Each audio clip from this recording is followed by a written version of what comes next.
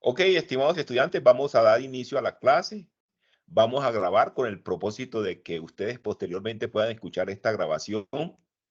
Tenemos ya 20 personas, es decir, tenemos quórum. Es decir, aquí hay más personas que cuando hacemos las clases presenciales. Debimos de haber acordado y Profe, que todas las clases... sí, ¿Cómo? siga haciendo la clase así entonces. Sí, me parece que está dando resultado, está dando resultado. Tenemos, aquí aparecen 21 porque yo estoy también, pero en sí ustedes son apenas 23 personas, hay quórum, hay quórum. Imagínense en si ya está Oscar Alexander y también está por ahí este otro muchacho Juan.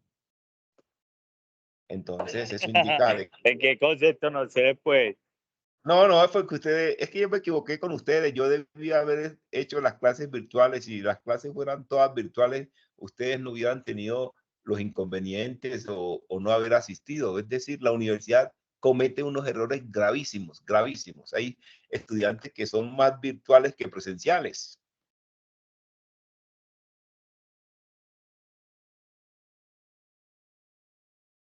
Ok, entonces vamos a comenzar ya a compartir lo que vamos a hacer hoy.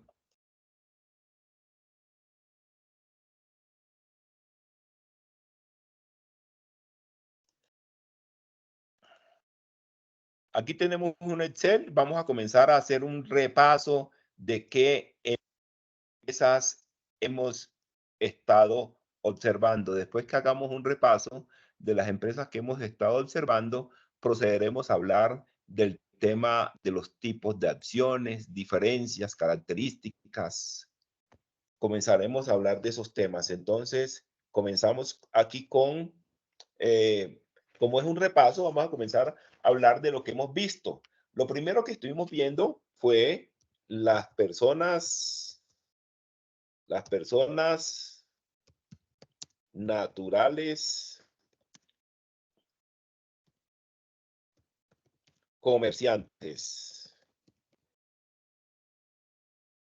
Si están observando lo que estoy escribiendo en el Excel, ¿no es cierto? Sí, profe. Sí, profe. Las, Sí, profe. las personas naturales comerciantes. Es muy sencillo, una persona natural comerciante es aquel individuo de la especie humana que tiene un negocio, que hace una actividad comercial. Una persona natural no necesita constituir un documento que diga fecha, lugar, socios, capital, es decir, no necesita hacer absolutamente nada. Él simplemente va a la Cámara de Comercio y dice que va a hacer una actividad económica que consiste en tal cosa. Y la Cámara de Comercio lo registra y ya él queda habilitado para desarrollar su actividad comercial. Lógicamente que también debe inscribirse en el Registro Único Tributario de la DIAN. Si es que va a hacer actividades en ciertos municipios, pues va y se escribe allá en la parte de industria y comercio, etcétera, etcétera. Es decir, no tiene tantos requisitos. Simplemente que la persona natural comerciante, pues, es una persona que va a responder de manera solidaria e ilimitada, e inclusive con su patrimonio. Ese es como que el aspecto que lo identifica, es muy riesgoso. Nosotros podríamos decir que una persona natural comerciante es un gestor, una persona que responde de manera solidaria e ilimitada. Es un colectivo si lo comparáramos con la empresa colectiva o con la sociedad colectiva. Otro tipo de empresa que nosotros estuvimos observando fue la empresa unipersonal. Esta empresa unipersonal sale con el propósito de evitar esos riesgos que tiene la persona natural. El riesgo fundamental que tiene la persona natural es que va a responder con el patrimonio que utiliza para desarrollar su actividad económica, y si ese patrimonio que utiliza para desarrollar su actividad económica no le alcanza, termina entonces respondiendo con su patrimonio personal. Entonces, si a uno le preguntaran cuál es la diferencia en la responsabilidad entre la persona natural comerciante y la empresa unipersonal, Es sencillo. En la empresa unipersonal, la persona responde solo con el patrimonio que tiene dedicado a esa empresa unipersonal. En cambio, en la empresa unipersonal responde con su patrimonio propio y si ese patrimonio no alcanza, responde con el patrimonio personal. Esa es como que la diferencia fundamental aquí en este caso. Otro tipo de empresa o sociedad que vimos es la sociedad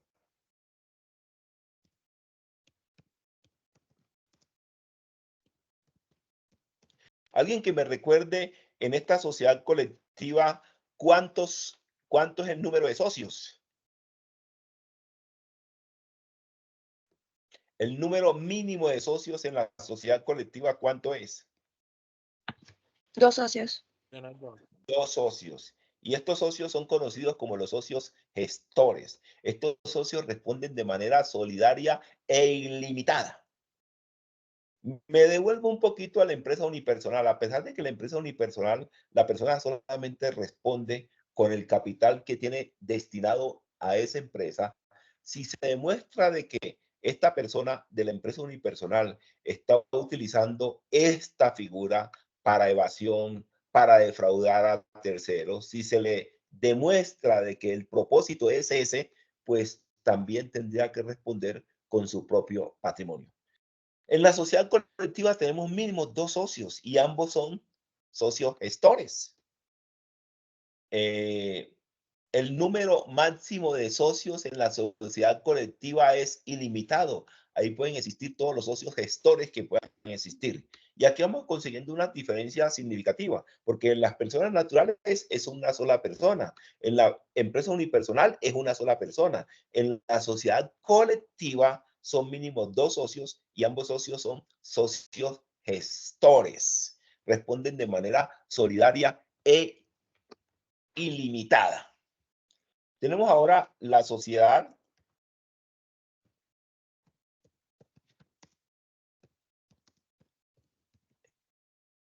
en comandita simple.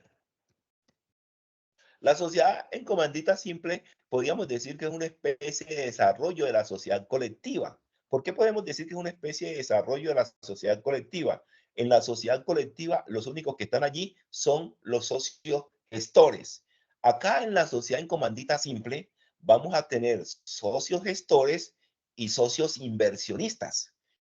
¿Por qué digo yo que es una especie de desarrollo de la sociedad colectiva? Por la sencilla razón, si una sociedad colectiva mm, te queda sin inversionistas, si los socios gestores no son capaces de aportar o no tienen la capacidad para aportar, se presenta el problema serio de que la empresa o esa sociedad no podrá seguir funcionando. En cambio, acá en la sociedad en comandita simple, tenemos socios gestores, pero también tenemos socios inversionistas.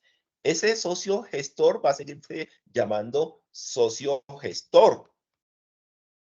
Y estos otros que están acá, que son inversionistas, se les dice socios comanditarios. Inclusive, al socio gestor, acá en la sociedad en comandita simple, se le dice socio comanditado, comanditado. Y a los inversionistas se les dice socios comanditarios. Aquí verlo como lo fundamental, que tenemos dos tipos de socios. El gestor, al igual que en la sociedad colectiva, responde de manera solidaria e ilimitada. Y los socios comanditarios van a responder hasta el monto de sus aportes. Eso es como que lo fundamental aquí. Van a responder hasta el monto de sus aportes. Vemos cómo va como habiendo una especie de amplitud en este tema societario. Venimos ahora y miramos otro tipo de sociedad en comandita. Esta sociedad en comandita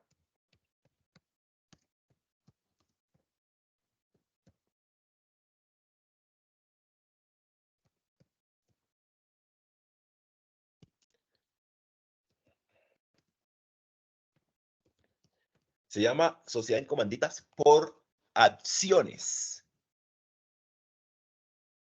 Participa uno o más socios gestores y participan mínimo,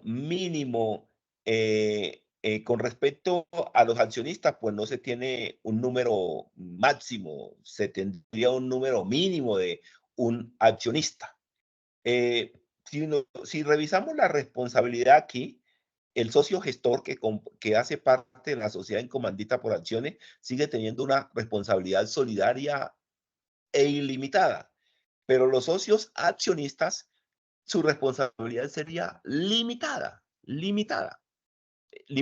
que hasta el monto de sus aportes. Si nosotros comenzáramos a mirar, pues, como que diferencias entre la sociedad en comandita simple y la sociedad en comandita por acciones, podríamos, digamos, determinar lo siguiente, de que el capital en la sociedad en comandita simple se divide en cuotas partes. En cambio, el capital en la sociedad en comandita por acciones lo vamos a tener, digamos, concretamente en acciones, pero esas acciones tienen una especie de estructura, que va a haber un capital autorizado, que va a haber un capital suscrito y que va a haber un capital pagado. Esos son como que los aspectos divergentes en este tema de la diferencia entre el 1 y el 2. Si nosotros revisamos el capital en la empresa unipersonal, es un capital que se llama de cuotas partes. En la sociedad colectiva se llama partes de interés, partes de interés.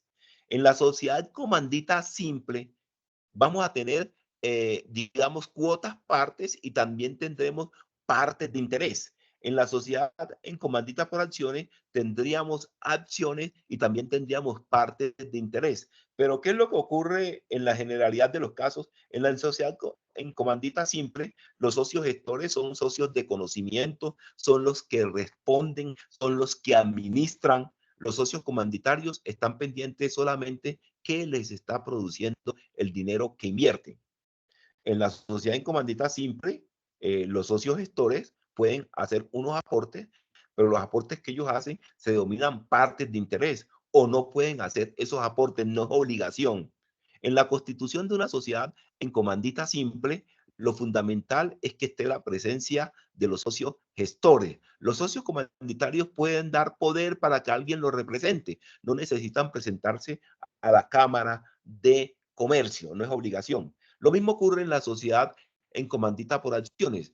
Los socios accionistas no necesitan estar presentes en el momento de la constitución. Los que deben de estar presentes en el momento de la constitución en la sociedad en comandita por acciones son los socios gestores.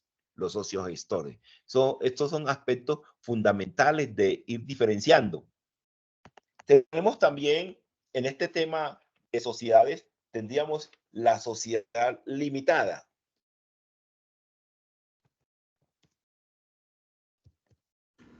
Profe, una pregunta. Sí. ¿Cuál es la diferencia, por ejemplo, en la sociedad en comandita por acciones entre las partes de interés y las acciones? ¿En qué se diferencian? Se diferencian fundamentalmente por lo siguiente. Las partes de interés es la misma parte de interés que está ya en la sociedad colectiva. Es la misma parte de interés que está en la sociedad colectiva. Y esa parte de interés no se va a dividir, por decir algo, en capital autorizado, no se va a dividir en capital suscrito y no se va a dividir en capital pagado. Es una parte de interés que normalmente se puede pagar todo o se otorga un tiempo prudente para que ellos, digamos, las paguen. Por ejemplo, las acciones tienen una situación que es la siguiente. Hay, por decir algo, un capital autorizado de 100 pesos y con respecto al capital suscrito, mínimo debe ser la mitad de ese capital autorizado. Puede ser todo, el suscrito puede ser igual al autorizado. Y con respecto al pagado, mínimo debe ser la tercera parte del suscrito, pero el pagado también puede ser todo el suscrito. Es decir, las partes de interés es un capital que no está condicionado a que se pague a un año, como si existe con el tema del suscrito. El suscrito que la tercera parte del suscrito se da un plazo máximo de un año para que se pague. en el tema de la parte de interés, no se da, no es necesario que el plazo sea 1 año, que sea 6 meses, que sean 2 años, ya ellos establecerán cuánto se paga. Entonces, la parte de interés digamos, algo que tiene que ver como con la persona, por eso se llama parte de interés. Ahí lo fundamental cuando hablamos de socios gestores, de socios comanditados, estamos hablando en las características de la persona. Es decir, podemos decir diferencia entre acciones y partes de interés. Las acciones tienen una especie de reglamentación.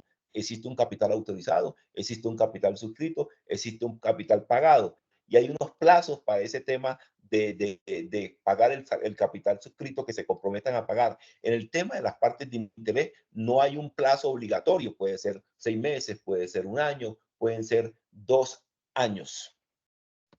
Normalmente, en la sociedad en comandita simple y en la sociedad en comandita por acciones, a pesar de que lo que aportan los socios gestores son partes de interés, ellos en esa constitución ellos no aportan porque no es obligación aportar, digamos, capital por parte de ellos, porque ellos son los que tienen el conocimiento, ellos son los que administran. Es como que ese es el tema. En la sociedad de responsabilidad limitada, no vamos a hablar de capital suscrito, no vamos a hablar de capital autorizado, no vamos a hablar de capital de acciones. Acá esto se llama cuotas partes. Y allí recordemos de que aquí máximo son 25 socios. En el momento que la sociedad, digamos, supere los 25 socios, tendrá que convertirse en otro tipo de sociedad. Ella puede tener menos de 25 socios, pero no podrá tener más de 25 socios. Carlos, tú que estuviste exponiendo la limitada, ¿cuánto es el número mínimo de socios en la limitada? 2, máximo 25. 2, máximo 25. Bien, muchas gracias. La limitada tiene, como su nombre lo indica, tiene unas restricciones en el número de personas, no pueden ser más de 10 personas. Y en la parte del capital no puede ser máximo, ¿cuántos salarios mínimos son? 500. 500 salarios mínimos. Si esta limitada que tenemos aquí llega a tener más de 500 salarios mínimos, ya tendrá que convertirse en otro tipo de sociedad. Si esta limitada que tenemos aquí llega a tener más de 10 socios, tendrá que convertirse en otro tipo de sociedad. Esta limitada tiene una característica Profe, que pero las personas si son 10, es de 2 a 10 socios, no era de 2 a 25 socios. De 2 a 10, de 2 a 10.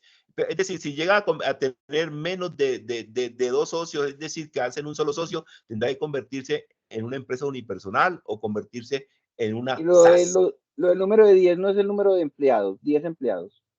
Es empleados. Los socios son mínimo 2, 25. máximo 25. El tema de empleados es que es máximo 10. Ajá, sí. Y el tema de capital, máximo 500 salarios mínimos legales mensuales vigentes. Ese es como que el tema de la limitada. En el tema de la limitada, los socios se conocen mucho. Inclusive ellos pueden establecer de que si uno de los socios se renuncia, ellos pueden establecer que la empresa se acaba. Ellos pueden establecer eso porque la razón por la cual se crean estas empresas es por el vínculo que existen entre las personas que la conforman. Seguimos con, está también la sociedad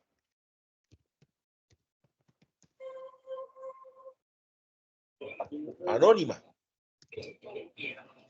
Mientras que en todas las sociedades anteriores que hemos visto, comenzando desde la empresa unipersonal, empresa colectiva, empresa en comandita simple, sacamos de allí, de este lote, sacamos la en comandita por acciones, porque esta en comandita por acciones se parece mucho con la sociedad, digamos, anónima. Y ahorita vamos a decir por qué. Es decir, lo que son, por ejemplo, la sociedad colectiva, la empresa unipersonal, la sociedad en comandita simple y la sociedad limitada no tienen obligación de tener revisor fiscal.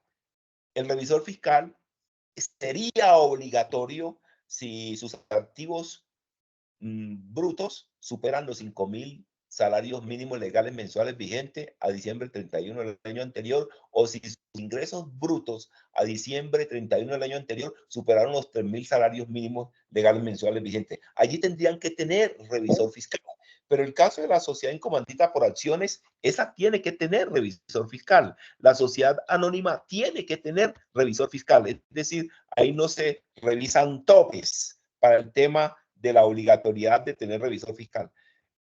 Alguien que jamás tiene obligación de tener revisor fiscal son las personas naturales, porque la revisoría fiscal está es para sociedades. Para sociedades es que está la revisoría fiscal.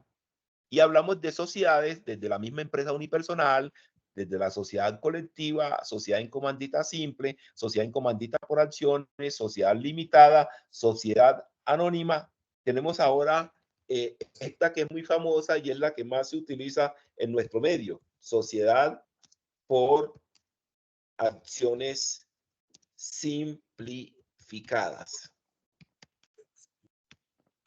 A pesar de que esta sociedad tiene dentro de su razón social por acciones, esta sociedad no tiene obligación de tener revisor fiscal como sí existe con la sociedad anónima y la sociedad en comandita por acciones. Para tener revisor fiscal, esta sociedad se junta con la limitada, se junta con la colectiva, se junta con la en comandita por acciones. Se revisa el tema de sus activos brutos, se revisa el tema de sus ingresos brutos y si cumplen, tendría la obligación de tener, digamos, revisor fiscal. Estas sociedades que nosotros tenemos aquí, desde la misma empresa unipersonal, siguiendo por la colectiva, en comandita simple, en comandita por acciones, sociedad limitada, sociedad anónima, sociedad por acciones simplificadas. Estas sociedades son sociedades comerciales. Estas sociedades se crean es para recibir utilidades, para repartirse las utilidades. Utilidades que en unos casos se pueden llamar, digamos, dividendos y en otros casos se llaman participaciones. ¿En qué sociedades las utilidades se llaman dividendos? En las sociedades que son por acciones. Allá las utilidades se llaman dividendos. ¿Y en qué sociedades las utilidades se llaman participaciones? En las sociedades donde son por cuotas. Y es muy fácil identificar. Las de acciones solamente tenemos 3. La sociedad anónima, la sociedad en comandita por acciones y la sociedad por acciones simplificadas. En esas sociedades, lo que recibe una persona se va a llamar dividendo. En las otras sociedades que no son por acciones, lo que recibe la persona, producto de las utilidades, se va a llamar participación. Entonces, este grupo de sociedades que tenemos aquí, comenzando por la empresa unipersonal, la colectiva, comandita simple, comandita por acciones, sociedad limitada, sociedad anónima y sociedad por acciones simplificada, son sociedades comerciales. Sociedades donde lo importante es el ánimo de lucro. Es decir, los que están allí es pendiente de qué se van a ganar. Ese es como que el objetivo de este tipo de sociedades. Tenemos unas sociedades que no son comerciales, que son las entidades sin ánimo de lucro. En estas entidades sin ánimo de lucro están las fundaciones, están las corporaciones,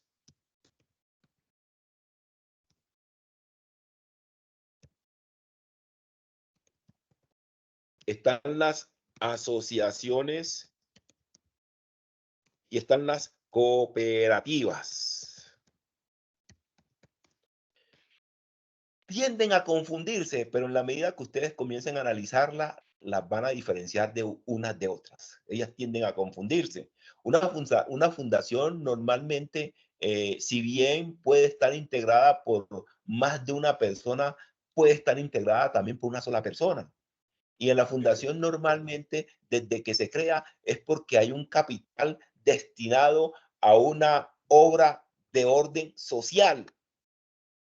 Ese es como que el quiz de las fundaciones. Ustedes van a escuchar fundaciones aquí en Colombia por doquier. Y siempre en esas fundaciones ustedes ven de que el propósito es de favorecer a ciertas personas, de favorecer a ciertos grupos, de dar educación, de dar recreación, de dar deporte, de atender, digamos, a estas personas de la calle, etcétera. En la fundación existe un propósito altruista muy identificado.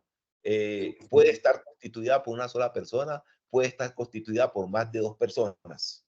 Cuando nosotros nos vamos a las corporaciones, en las corporaciones no tiene por qué existir un capital destinado a un fin. Esa es como que la diferencia fundamental. Ahí no tiene por qué existir un capital destinado a un fin. Los que hacen parte de la corporación, ellos pueden ir haciendo unos aportes, pero ese aporte no está destinado a un fin. Ese aporte puede estar destinado a temas educativos, puede estar destinado a temas de recreación, pueden estar destinados a obras de beneficencia, pero no es como la fundación en sí. Si nosotros comenzamos a revisar fundaciones aquí en el área metropolitana, conseguimos, por decir algo, a la Fundación San Vicente de Paúl.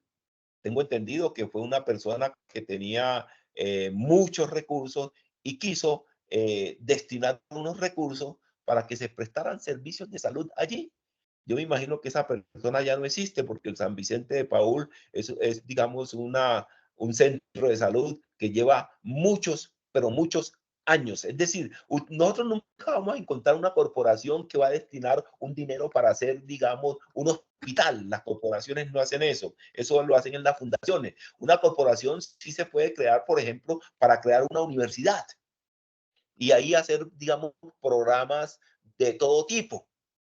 Y cuando se hacen programas de todo tipo en una universidad, pues esa corporación puede ser, por decir algo, privada, de carácter privado. AFIT, si no estoy mal, es una corporación. La Universidad de Medellín, si no estoy mal, una corporación. Y ustedes podrán observar lo siguiente: no todo el mundo tiene la posibilidad de estudiar en AFIT, no todo el mundo tiene la posibilidad de estudiar en la Universidad de Medellín, y son corporaciones.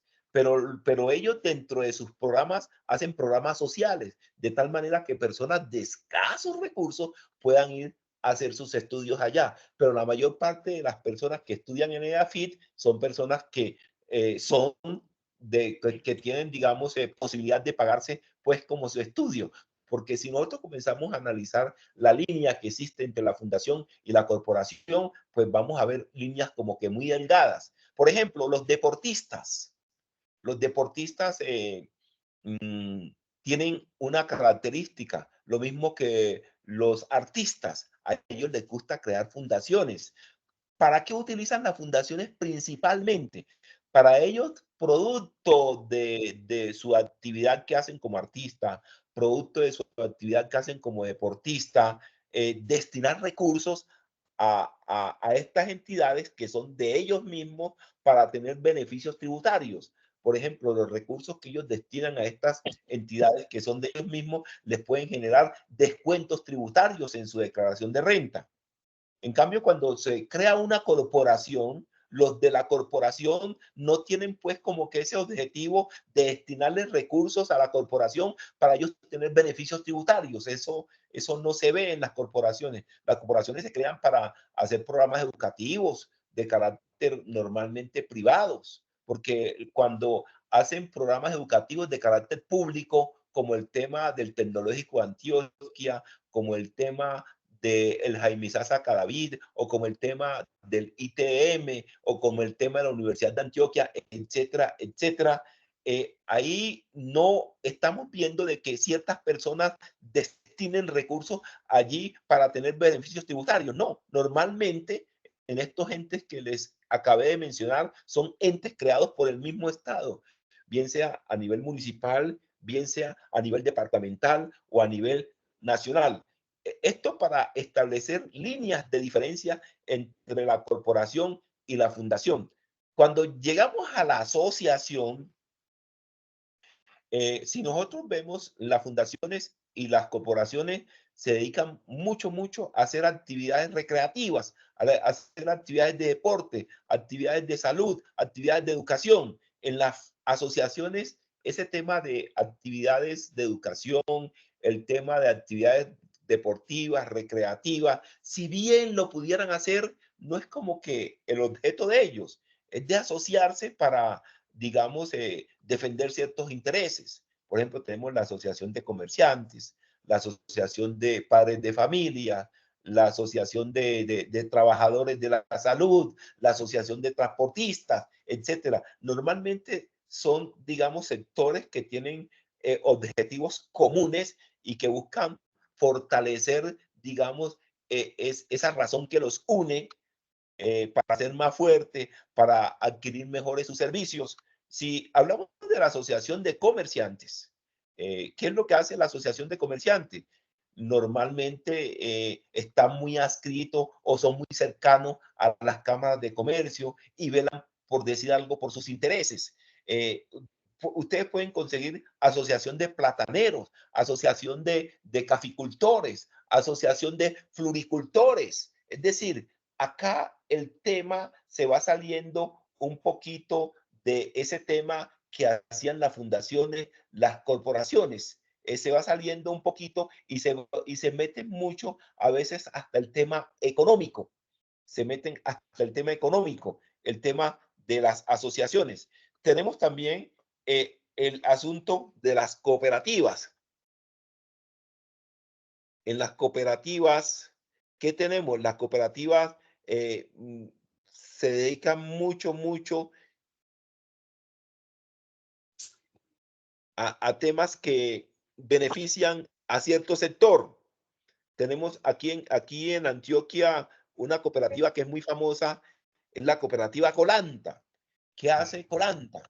Tiene una serie de personas del sector de la leche, del sector de la ganadería, afiliados a ellos. Estas personas reciben capacitación, normalmente los insumos se los compran a Colanta, pero el producido de esos insumos, es decir, lo que genera el animal que ellos tienen, que puede ser un cerdito, que puede ser una vaca, etcétera, ese producto es vendido a Colanta a través de carne, a través de leche, etcétera, etcétera. Las cooperativas nosotros podíamos definirlas como esa agrupación que tienen, digamos, un interés común, normalmente en la producción pecuaria, en la producción agropecuaria, etcétera, etcétera, y que busca fortalecer la parte productiva de ese sector.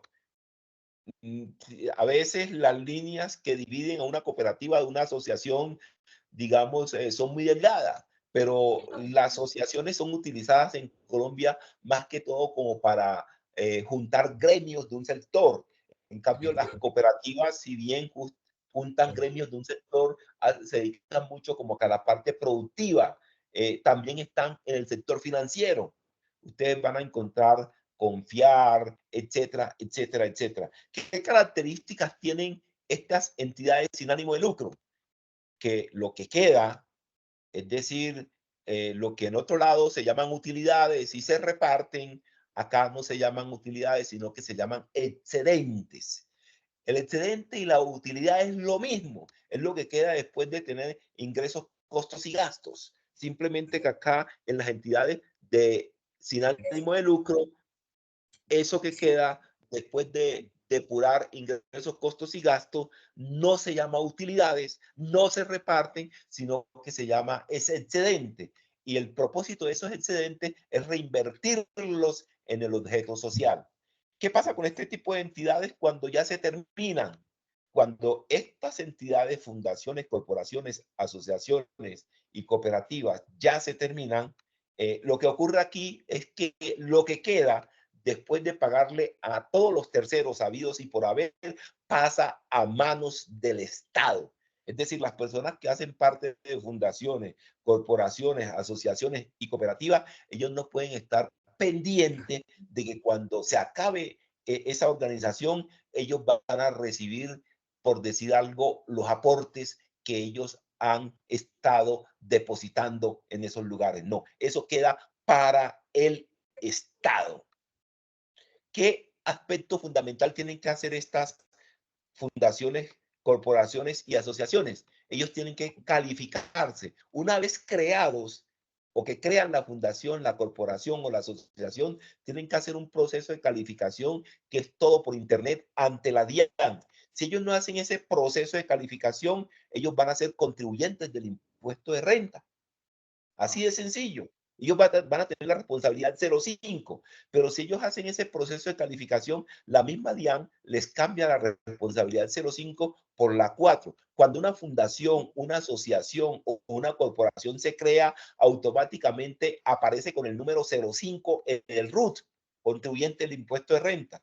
Si ellos quieren de que ese número 0,5 desaparezca del RUT, ellos tienen que hacer un proceso de calificación. Antes, hasta el 2023, este proceso de calificación era entre los 3 meses, dentro de los 3 primeros meses. A partir del año 2024, este proceso de calificación va a ser dentro de los primeros 6 meses del año. ¿Qué pasa con las cooperativas? Las cooperativas no están sometidas a ese proceso de calificación. Cuando las cooperativas se crean, automáticamente son cooperativas.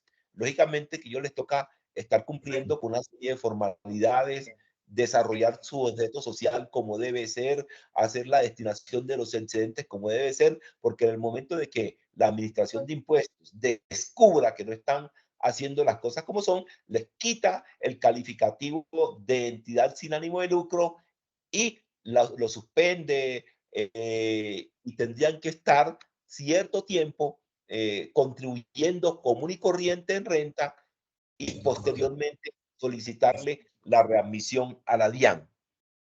Entonces, es fundamental, las cooperativas, desde que se crean, salen como entidades sin ánimo de lucro del régimen tributario especial. Las fundaciones, corporaciones y asociaciones les toca surtir un proceso de calificación ante la DIAN para hacer del régimen tributario especial. Es fundamental diferenciar dos cosas. Entidad sin ánimo de lucro. Los excedentes los voy a reinvertir. Y si una entidad sin ánimo de lucro quiere obtener el beneficio de no pagar, digamos, el impuesto en estas entidades sin ánimo de lucro es del 20%. Si ellos quieren tener el beneficio de no ser contribuyentes de renta, ellos sencillamente les toca surtir ese proceso de calificación ante la DIAN.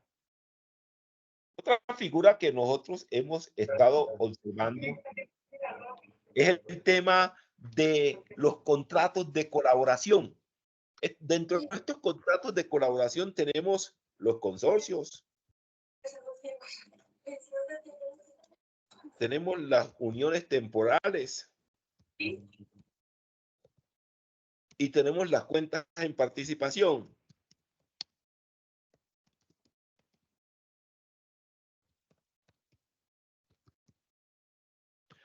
Los consorcios y las uniones temporales, así por encimita, usted no les ve ninguna diferencia. La única diferencia sería que uno se llama consorcio y el otro se llama unión temporal.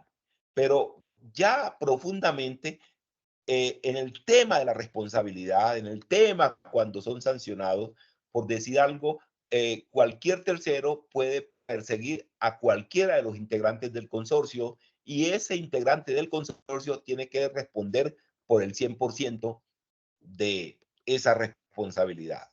En cambio, en la unión temporal, cada quien va a responder de acuerdo a la participación que tiene en la unión temporal. Esa es como que la diferencia determinante en este aspecto. Y las cuentas en participación, pues sabemos que, digamos, se presenta cuando una persona va a donde otro comerciante. Ese otro comerciante se dedica a una actividad comercial que todo el mundo sabe, pero ese otro que se conoce como el socio oculto va a donde él y le hace una propuesta para que trabaje cierto dinero bajo ciertas circunstancias y determinan repartirse las utilidades. Ese es como que el contrato de cuentas en participación. Hay un socio gestor, que es el que todo el mundo conoce, y hay un socio oculto, que es el capitalista, que la gente no conoce. Se puede presentar en cualquier tipo de negocio. Es muy frecuente en el tema de la ganadería.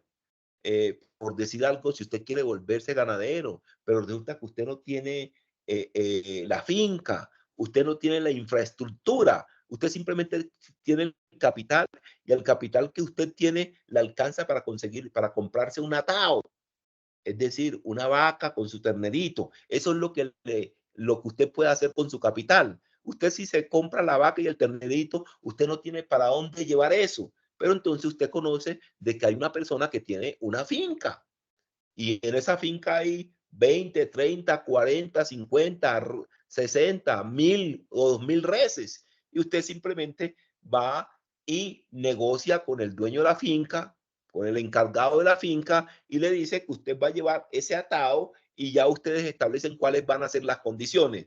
Eso se llama, eso también es una cuenta en participación.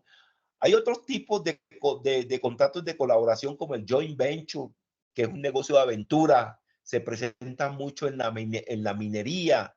Alguien de pronto tiene la intuición de que en tal sector hay oro, hay plata, hay platino o hay cualquier tipo de metal precioso. Esa persona es simplemente experto en ese tema, pero resulta que no tiene la maquinaria. Entonces se consigue alguien que tiene la maquinaria y comienzan a buscar oro allá.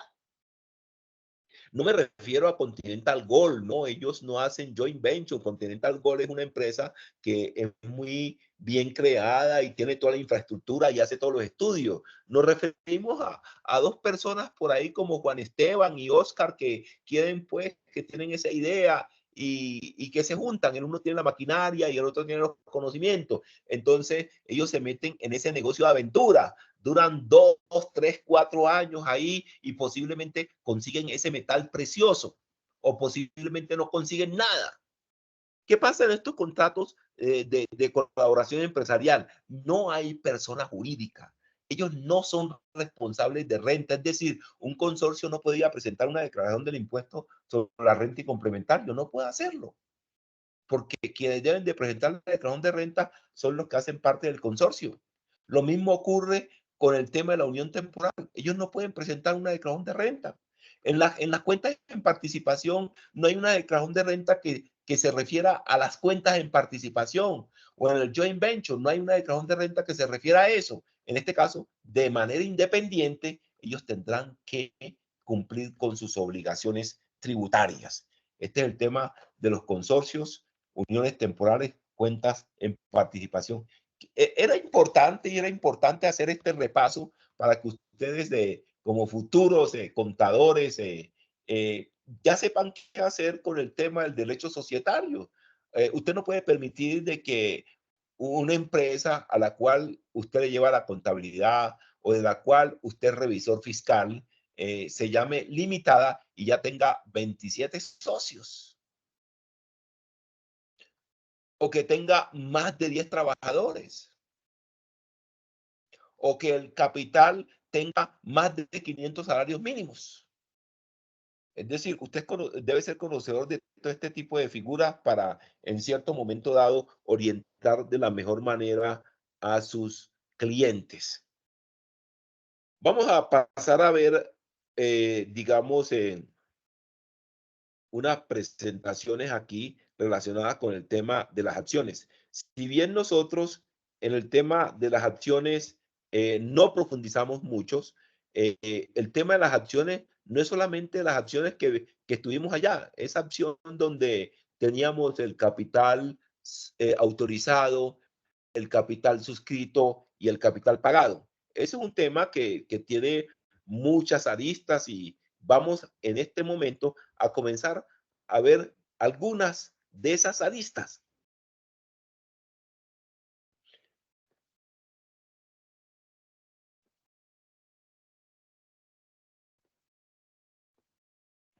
Me confirman si ven, digamos, esta diapositiva que tiene como nombre tipos de acciones, diferencias y características, y ya está siendo compartida. Sí, profe. Perfecto. Y en la medida que yo vaya pasando estas diapositivas y de pronto no corresponda con lo que estoy acá exponiendo, me van diciendo, porque a veces uno va pasando las diapositivas, pero no va ocurriendo lo mismo allá donde ustedes. Tenemos aquí el siguiente título. ¿Qué son las acciones? Las acciones son títulos valores que representan una parte del capital social de una sociedad. Por lo tanto, cuando una persona adquiere acciones de una sociedad, esta se vuelve socio, adquiriendo derechos económicos y derechos políticos. Dice, Oye, pero ese cuando, depósito no lo estamos viendo. ¿De qué son estas ah, sociedades? No, estamos viendo de tipos de acciones, diferencias y características. perfecto, entonces a eso es lo que yo me refiero aquí. Y me va a tocar compartirla de la otra manera. Ahora sí. Bien, vamos aquí. Entonces tenemos aquí tipos de acciones. Las acciones son títulos, valores que representan una parte del capital social de una sociedad. Cuando una persona adquiere acciones de una sociedad, ésta se vuelve socio, adquiriendo derechos económicos y políticos. Hablamos de derechos económicos, todos los que tienen que ver con ese retorno del capital, ese tema de participar en las utilidades, ese tema de recibir dividendos o de recibir participaciones. Ese es el tema de los derechos económicos fundamentales cuando yo soy socio de una empresa. ¿A qué se refieren los derechos políticos? El derecho político natural que nosotros conocemos es el de elegir y el de ser elegido. Ese es el derecho político que tenemos. El derecho político en las sociedades se concreta con el derecho al voto, con el derecho a participar, con el derecho a que dependiendo del capital que yo posea en la sociedad, asimismo sea mi injerencia en las decisiones que se toman. Para que más o menos entendamos, porque ustedes van a encontrar allí de que las acciones dan derechos económicos y derechos políticos, pero no todas las acciones dan los dos tipos de derechos. Hay acciones que solamente dan derechos económicos, que las personas aportan y solamente le dan dividendos o participaciones, porque la acción está así determinada, no tiene derechos políticos. Por ejemplo, en la sociedad colectiva, la sociedad en comandita simple, en la sociedad en comandita por acciones, las personas que tienen los derechos allá políticos son, en el caso de la sociedad colectiva, pues el socio gestor, que es el único que existe. En el caso de la sociedad en comandita simple y en la sociedad en comandita por acciones, quien tiene los derechos políticos, quien puede tomar decisiones, solamente es el socio gestor. ¿Qué son los derechos económicos? Los derechos económicos, el derecho económico consiste en negociar libremente la acción, participar del dividendo y de la valorización, recibir una parte de los activos del emisor en caso de liquidación. Entonces podemos fraccionar los derechos económicos así. Yo puedo vender las acciones que tengo. El título valor tiene esa característica de que puede estar en cabeza de diferentes personas. Es negociable. Un título valor tiene esa característica. Cualquier persona que conozca de él lo compra. Y las acciones son de esos títulos valores que no tienen tanta duda o tanta restricción, como hay otros títulos valores como el pagaré, la letra de cambio. Esos sí son de dudosa negociación. Quien va a comprar un pagaré o quien va a comprar una letra de cambio tiene que saber mucho de ese tema. Pero cuando usted va a comprar unas acciones, y si esas acciones cotizan en bolsa, pues usted hasta por internet las puede comprar. Y si son de las acciones que no cotizan en bolsa, usted se va y se presenta a la empresa y allá en la empresa hay un libro donde aparece de que Carlos tiene tantas acciones a un valor nominal de tanto. Entonces, uno de esos derechos políticos es que yo puedo negociar mis acciones. El tema de elegir y ser elegido es un tema fundamental. Si usted quiere hacer parte de una sociedad, usted se mete en esa sociedad. Pero cuando usted quiera salirse de esa sociedad, usted se va de esa sociedad. No lo pueden retener. Ese es un tema importantísimo en el tema de la asociación. Entonces, negociar libremente mis acciones, participar del dividendo. Es decir, como yo tengo acciones allá, algo que yo debo tener como consecuencia de esas acciones es participar del dividendo. Si hay utilidades, a mí me deben de dar mi parte de mis utilidades. De la valorización, ¿qué ocurre? Esas acciones tienden a valorarse, a valorizarse, tienden a subir de precio. Si yo compré unas acciones cuyo valor nominal eran de 10.000 pesos y ya el valor nominal de esas acciones no son de 10.000 pesos, sino de 15.000 pesos, a mí deben de revalorizarme la parte de acciones que yo tengo. Si la empresa se liquida y ya le pagaron a los proveedores, le pagaron a los trabajadores, le pagaron a la DIAN, le pagaron a todos los terceros, yo tengo derecho a que me den parte de mis activos en esa liquidación si fue que quedó algo. Esos son los derechos económicos. Entonces, puedo negociar libremente mis acciones, puedo participar del dividendo, puedo participar de la revalorización de esas acciones y en caso de liquidación de la empresa, y si ya quedó algo después de pagarle a todos los terceros, yo también tengo derecho a que me den parte de esos aportes. Con respecto a los derechos políticos, ¿qué podemos decir? Es la participación en la administración de la sociedad. Como estamos hablando de acciones, nos referimos concretamente a la sociedad anónima y a la sociedad de acciones y la sociedad de acciones simplificada, a esas dos. En la sociedad en comandita por acciones hay una restricción que es la siguiente: allá no hay derechos políticos para los accionistas, es decir, allá no hay posibilidad de que los accionistas administren, porque allá hay un señor que se llama el socio gestor y él es el único que puede administrar. Por lo tanto, derechos políticos no conseguimos en la sociedad, digamos, en comandita por acciones. Conseguiríamos derechos políticos en la sociedad, digamos, anónima y en la sociedad por acciones simplificadas. Estamos hablando de acciones. En la sociedad de responsabilidad limitada, a pesar de que su capital se divide en cuotas partes, allá sí también hay derechos políticos, pero aquí no estamos hablando de sociedades de responsabilidad limitada, hablamos de sociedades donde hay acciones, en este caso SA y sociedad por acciones simplificada, donde hay derechos políticos, porque en la sociedad en comandita por acciones, a pesar de que tiene el apellido acciones, recordemos de que esa incomandita es un desmembramiento de la sociedad colectiva y por lo tanto allá quien manda administrativamente es el socio gestor. Los socios accionistas en la sociedad en comandita por acciones, lo único que reclaman allá es dividendos. Entonces, ¿en qué consisten los derechos políticos? Participación en la administración de la sociedad. Posibilidad de participar y votar en la asamblea de accionistas. Esos serían como que los principales derechos políticos ahí. Tipos de acciones en una sociedad. En una sociedad vamos a conseguir acciones ordinarias, acciones privilegiadas, acciones de industria y acciones con dividendo preferencial y sin derecho a voto. Habrán otros tipos más de acciones, pero estos son los tipos de acciones que más se observan en la cotidianidad de las empresas.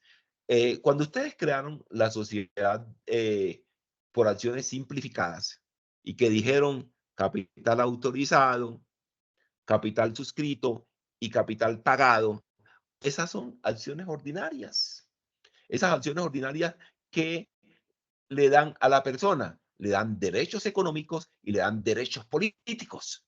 La acción ordinaria tiene esa característica que da derechos económicos y da derechos políticos a la vez. Tenemos también acciones privilegiadas. Normalmente este tipo de acciones le dan la posibilidad económica a la persona de tal o tal manera. Por ejemplo, dice, cuando se vayan a repartir utilidades, estos que tienen acciones privilegiadas son a las primeras personas a las que se les va a entregar su plata. Los demás que se esperen. Ejemplo, acciones industria tiene que ver con el conocimiento. Acciones con dividendo preferencial y sin derecho a voto. Entonces, aquí como su nombre lo indica, a usted le vamos a dar su dividendo, pero usted no me va a votar. ¿Y preferencial por qué? Porque van a haber unas condiciones, unos momentos en los cuales se les podrá entregar los dividendos a estas personas. Aquí tenemos el tema de las acciones ordinarias. Son aquellas que se crean con mayor frecuencia en el ámbito societario. Este tipo de acciones representan los aportes puros y simples realizados por los accionistas y les otorgan derechos determinados. La adquisición de acciones ordinarias otorgará derechos idénticos a todos los accionistas en términos jurídicos. ¿Qué significa esto? De que si Carlos o Mariana o Heidi tienen acciones ordinarias en una empresa, todos tienen los mismos derechos que dan esas acciones. Si esas acciones dan derechos económicos y dan derechos políticos, ellos tres van a tener los mismos derechos. Si tienen 10 acciones cada uno, tienen los mismos derechos. Pero si Mariana tiene 50 acciones, Carlos tiene 10 y el otro tiene 10, pues la persona que tiene 50 acciones va a tener quintuplicado los derechos de las personas que tienen 10 acciones. Porque el que tiene 50 va a tener los derechos con respecto a los que tienen 10 acciones quintuplicados. Podrán hacer más cosas. Carlos podrá, digamos, recibir dividendos. Carlos podrá participar en la liquidación de la sociedad, pero los dividendos que va a recibir la persona que tiene 50 acciones son diferentes a los dividendos que va a recibir la persona que solamente tiene 10 acciones. El aporte que va a recibir la persona que tiene 50 acciones es diferente al aporte que va a recibir la persona que tiene 10 acciones si la empresa se liquidó, por decir algo. La adquisición de acciones ordinarias otorgará derechos idénticos a todos los accionistas en términos jurídicos, aunque difieren en cantidad según las contribuciones individuales. Es decir, los accionistas se encontrarán en igualdad de derechos, pero podrán tener diferentes niveles de contribución. Con respecto a estas acciones ordinarias, el Código de Comercio, en el artículo 379, establece los siguientes derechos: participar en las deliberaciones de la Asamblea General de Accionistas y ejercer el derecho a voto, recibir una parte proporcional de los beneficios sociales establecidos por los balances de fin de ejercicio con sujeción a lo dispuesto dentro de la ley y los estatutos, negociar libremente las acciones a menos que se estipule el derecho de preferencia en favor de la sociedad o los accionistas. Es decir, hay, digamos, sociedades que en sus estatutos dicen, si usted se va a salir, primero véndanos las acciones a nosotros. Eso es derecho de preferencia. Si eso está establecido en los estatutos, la persona no podrá negociar libremente las acciones por fuera, porque ya existe la posibilidad de que en la empresa le compren las acciones. Si en las empresas, a pesar de que existe ese derecho de preferencia, en las empresas no le compran las acciones, podrá negociarla libremente. Pero si existe el derecho de preferencia, tendrá que agotar primero la venta de las acciones al interior de la empresa, porque no podrá irse libremente sin agotar ese paso ahí. Derecho a inspeccionar de forma libre los libros y papeles sociales dentro de los 15 días hábiles anteriores a las asambleas general en que se examinen los balances de fines de año. Siempre que este tipo de sociedades por acciones va a hacer asamblea, lo primero que ellos hacen es poner a disposición 15 días antes, por lo menos 15 días antes, si pueden colocarlos con más anterioridad mejor, pero por lo menos 15 días hábiles antes para que los socios puedan ir a examinar esos libros. Recibir una parte proporcional de los activos sociales al tiempo de la liquidación y una vez pagado el pasivo externo de la empresa. Tenemos aquí el tema de las acciones privilegiadas.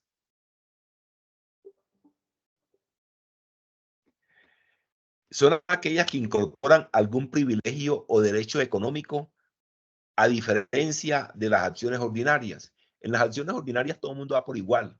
Tiene derechos económicos y derechos políticos. Pero acá, estas privilegian algún tipo de derecho económico. Los derechos otorgados en las acciones privilegiadas se encuentran señalados en el Código Comercio, artículo 381, de forma taxativa.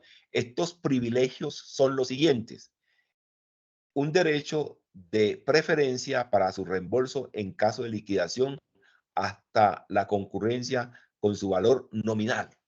Es decir, si hay práctica que quedó allá y hay acciones privilegiadas que estén sometidas a esta condición, a los primeros que se les va a dar su plática va a ser a los que tienen acciones privilegiadas en la liquidación de la sociedad. El derecho a que las utilidades se les destine en primer lugar una cuota determinada, acumulable o no, esta acumulación no puede extenderse por un periodo de más de 5 años. Es decir, cuando hay utilidades, a los primeros que se les da la plática son a estas personas. Y cualquier otra prerrogativa que sea de carácter únicamente económico. Aquí le dan la libertad para que las empresas establezcan lo que conocen.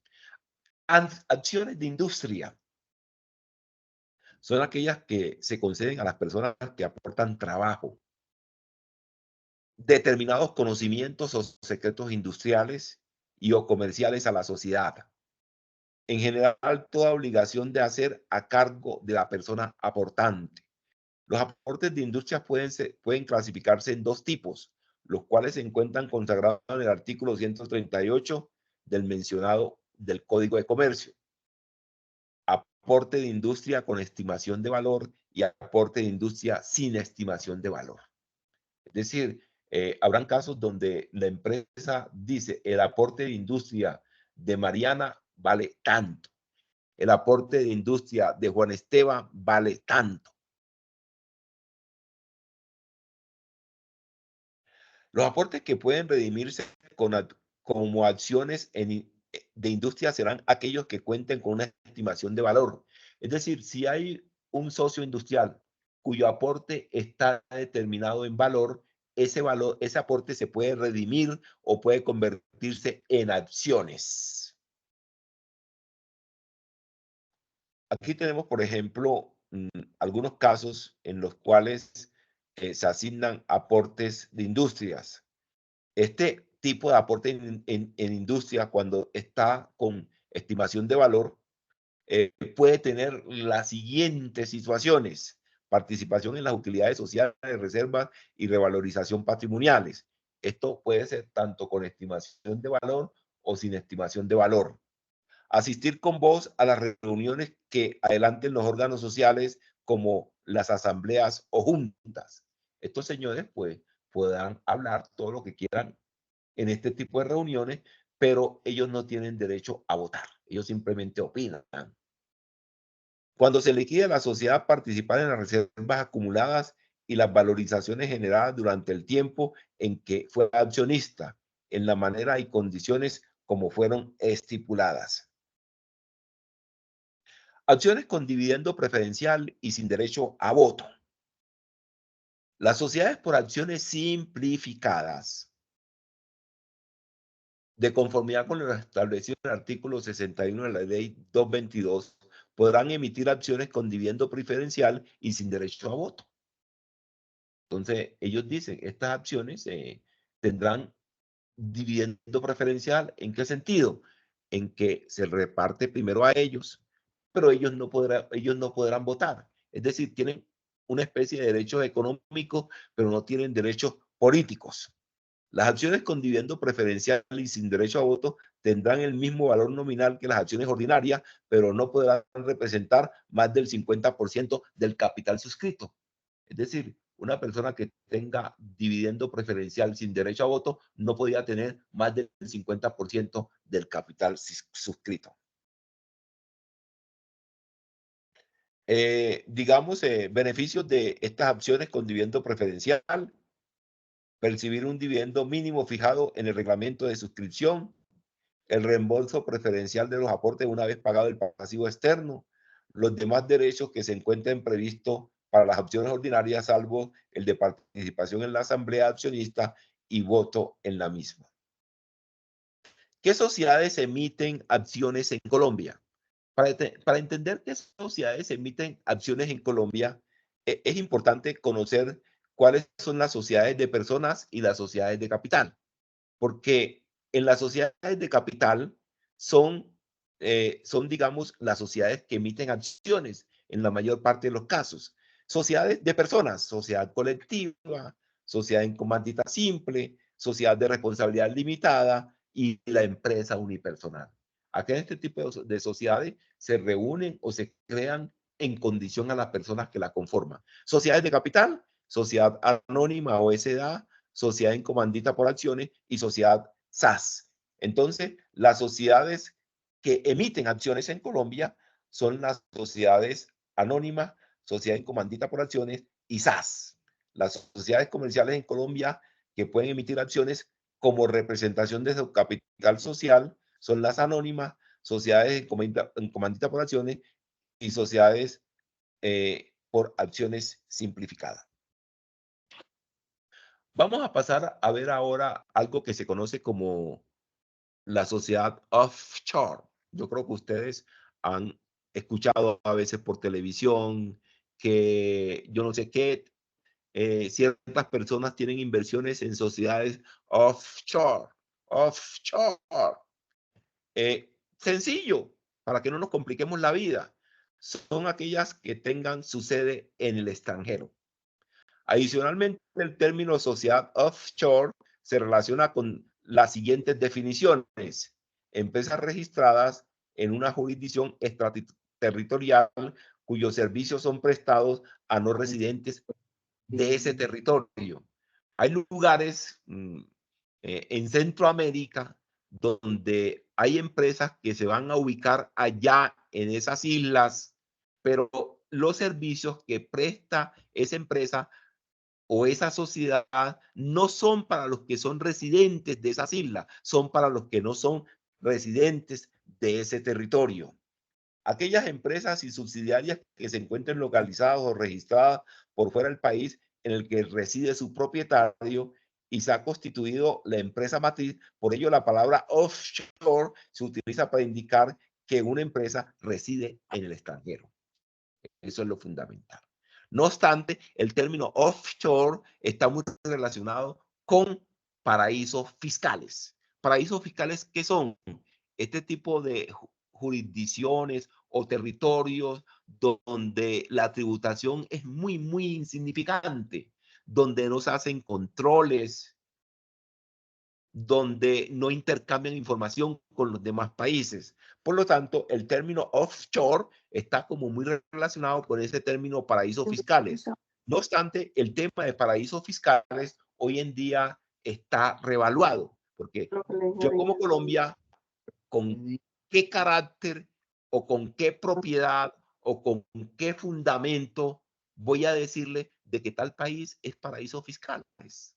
Si yo no soy capaz de controlar la evasión y la elusión que existe aquí mismo en Colombia, ¿con qué moralidad voy a decirle, usted no hace nada, yo sí hago? Debido a eso, pues hoy en día ya el término paraíso fiscal no se utiliza, sino que se utiliza un término un poquito más digamos, ¿cómo se le dice? Un poquito, es decir, el término paraíso fiscal es una manera de insultar a otro país, un poquito descortés. Los americanos son muy, o sea, se utilizan otros términos que es decir lo mismo, pero en otras palabras, un término un poquito más diplomático. Ya no se habla de paraísos fiscales, sino que se habla de jurisdicciones de baja o nula imposición. Jurisdicciones de baja o nula imposición, se les conoce con ese nombre, para no decirles pues paraísos fiscales. Entonces, las empresas registradas en una jurisdicción extraterritorial cuyos servicios son prestados a no residentes, ya lo habíamos visto. ¿Cuáles son los beneficios de una sociedad offshore? Todos y cada uno de los beneficios que implica la constitución de una sociedad offshore van a ser determinados por las leyes internas del estado donde esta se registró. Sin embargo, se puede encontrar unas ventajas comunes que ofrecen estos países. Es decir, ¿qué va a pasar? Por ejemplo, Islas Caimán es una jurisdicción no cooperante de baja o nula imposición.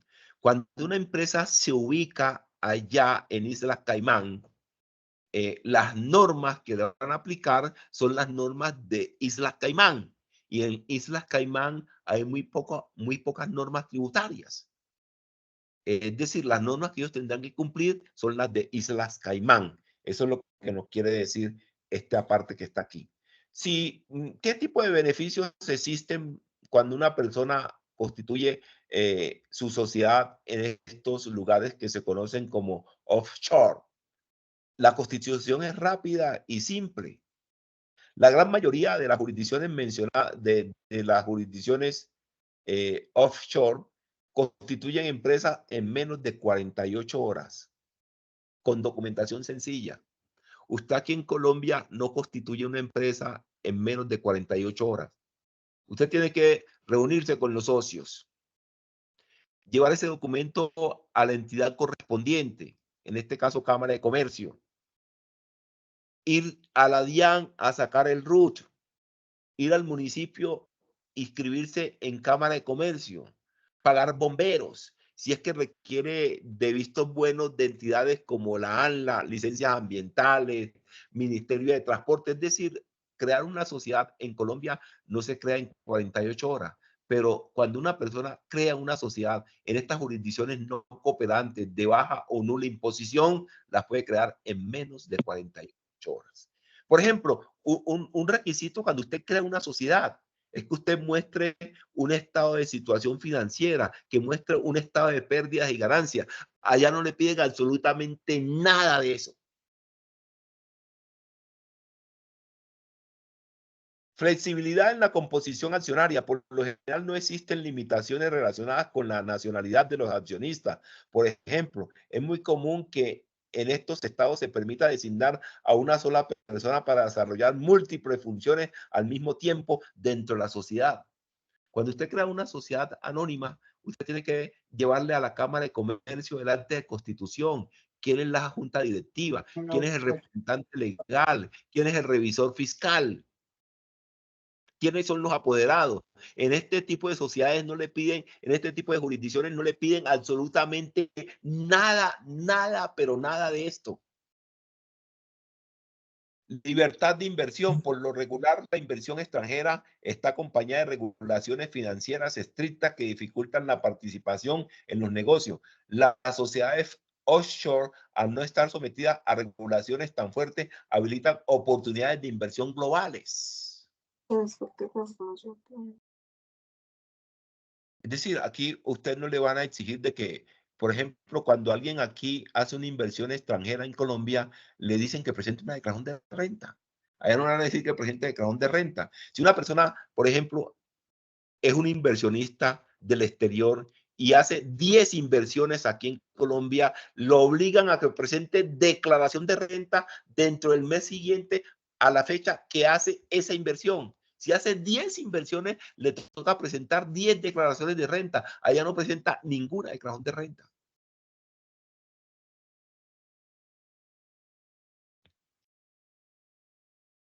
Confidencialidad o privacidad en la información. Esas personas allá no intercambian información con nadie. El país que sea les pide información y no les dan información.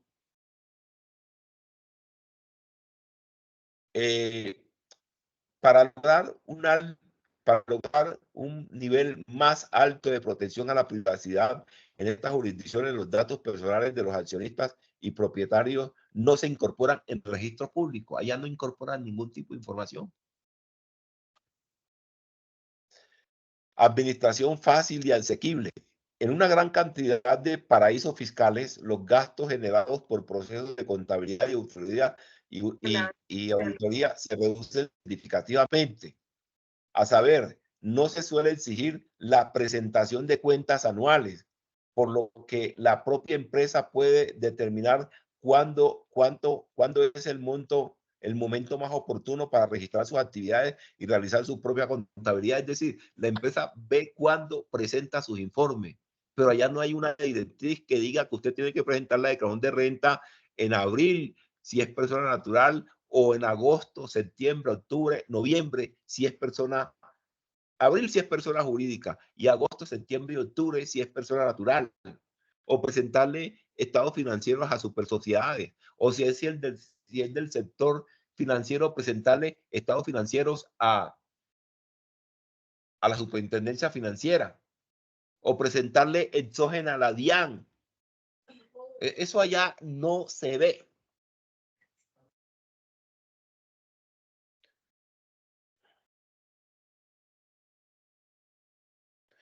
¿Qué reflexión es importante aquí? A pesar de esto, la creación y registro de una compañía offshore será recomendada siempre y cuando los beneficios de esta decisión sean mayores que los posibles riesgos. Dependiendo del propósito por el cual la sociedad offshore fue creada, estas se pueden prestar para evasión de impuestos y para realizar actividades ilegales.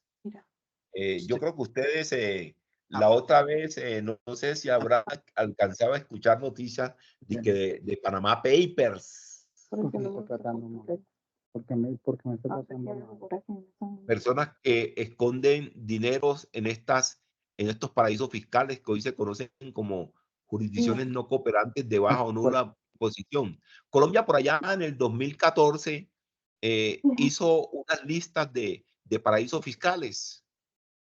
¿Cuál es la consecuencia de personas que están, digamos, residenciadas en estos paraísos fiscales? Cuando estas personas residenciadas en estas jurisdicciones no cooperantes o de baja o nula imposición están sometidas a un régimen que se conoce como el régimen de precios de transferencias. Tienen que hacer unos estudios de activos, pasivos, ingresos, costos y gastos y demostrarle a la DIAN que están incurriendo en erogaciones de compra o venta que serían las mismas condiciones que personas que no están ubicados en esos lugares lo harían. Es decir, tienen que mostrarle a la DIAN la aplicación del principio de plena competencia. El principio de plena competencia consiste en que las operaciones que ellos están haciendo con los paraísos fiscales, si las hicieran con lugares que no tuviesen las características de jurisdicciones no cooperantes de nula o baja imposición, serían a precios de plena competencia. Es decir, usted está comprando en el paraíso fiscal una mercancía que vale 10 pesos. Esa misma mercancía, si usted la comprara en un lugar que no es paraíso fiscal, valdría los mismos 10 pesos. No, entonces si se demuestra de que la operación que usted está teniendo con el paraíso fiscal es a 10 pesos y si la operación que usted haría con otro lugar que no es paraíso fiscal, esa misma operación es a 20 pesos, entonces usted tendría que hacer un ajuste allí por esa diferencia.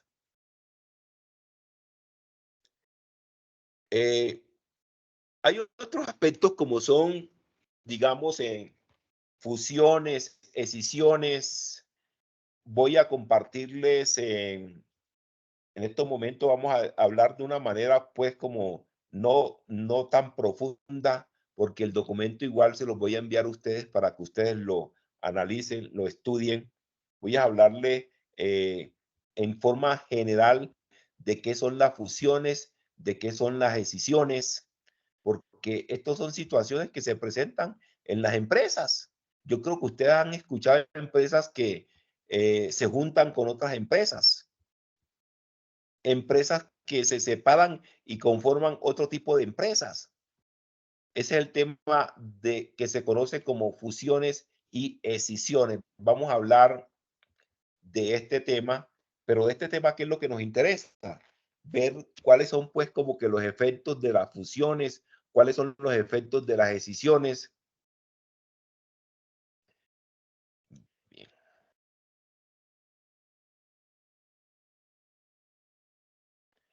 Fusión, ¿qué es? La fusión es una reforma estatutaria en la cual una o más sociedades se disuelven sin liquidarse para ser absorbidas por otra o crear una nueva.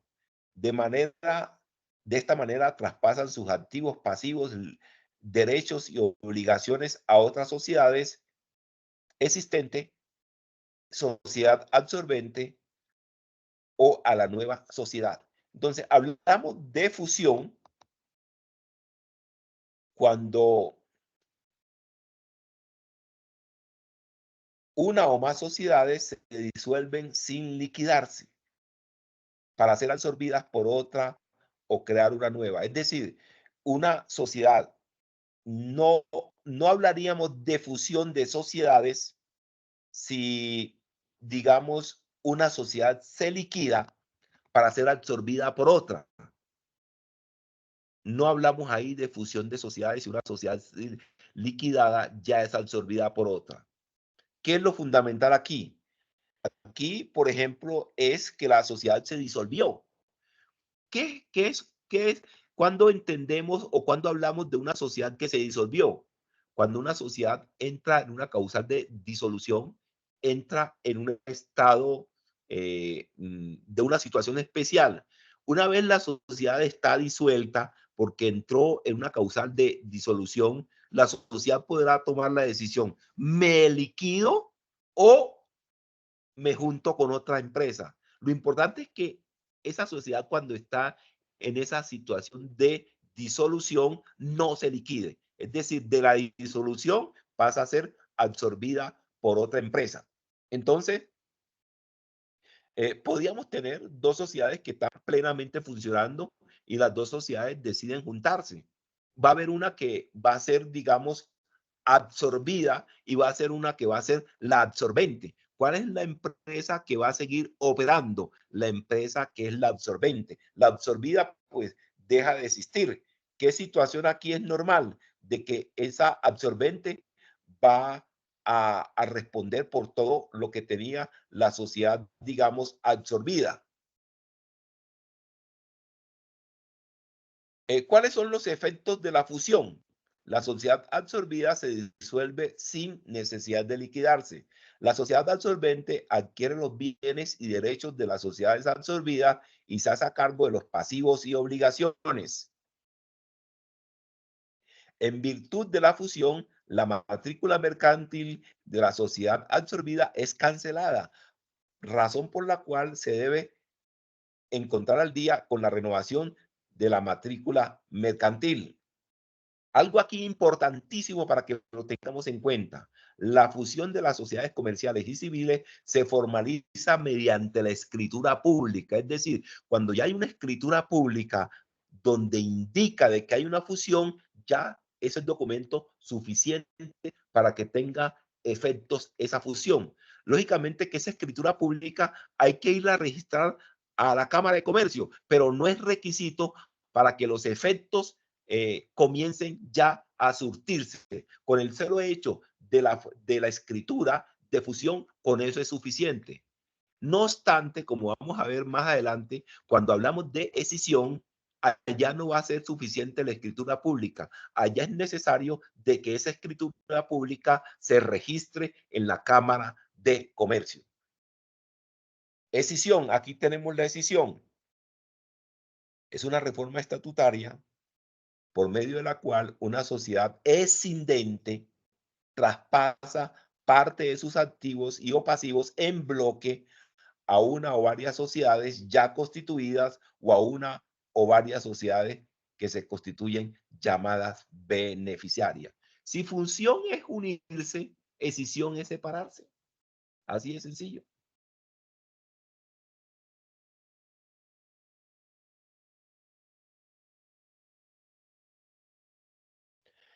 ¿Cuáles son los efectos de la escisión?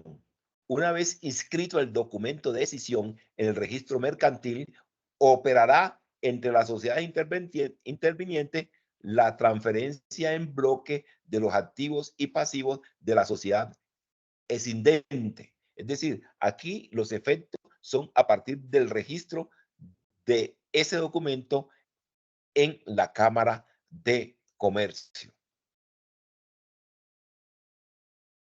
Sí, estimados estudiantes, esto era lo que íbamos a compartir hoy. Yo sé que una clase virtual de 3 horas es complicada. Ustedes han hecho un esfuerzo significativo de estar desde las 6:15 hasta las 7:40. Por lo tanto, yo creo que ustedes tienen un más que merecido, digamos, descanso. Eso era lo que íbamos a tratar, así que saludo de manera especial a todos los asistentes, a Alex de Jesús, Andrea Velázquez, Andrea Zapata, a Carlos Andrés Giraldo, a Dayan Andrea Betancourt, a Daniela Colorado, a Daniela Delgado, a Daisy Cristina Méndez, a Estefanía, a Steven, a Heidi, a Jefferson, a Jessica, a John Steven, a Juan Esteban, mi recordado Juan Esteban, Luis Felipe, Luisa Fernanda, María Isabel, y Mariana Taborda. También tenemos aquí a otros más. Estimados estudiantes, eso era todo por hoy. Una vez convierta esto a YouTube, les estaré enviando el enlace de grabación y Dios mediante nos estaremos viendo allá el próximo jueves. Estaremos compartiendo de manera presencial estos temas que son tan agradables. No habiendo más temas que tratar, les deseo que tengan una pero muy buenas noches. Bueno, muchas gracias. profe, Al otro igualmente. semestre. Profe, muchas gracias. Buenas noches. Hasta luego. Chao, chao. Que Gracias, estén profe. Hasta bien. luego.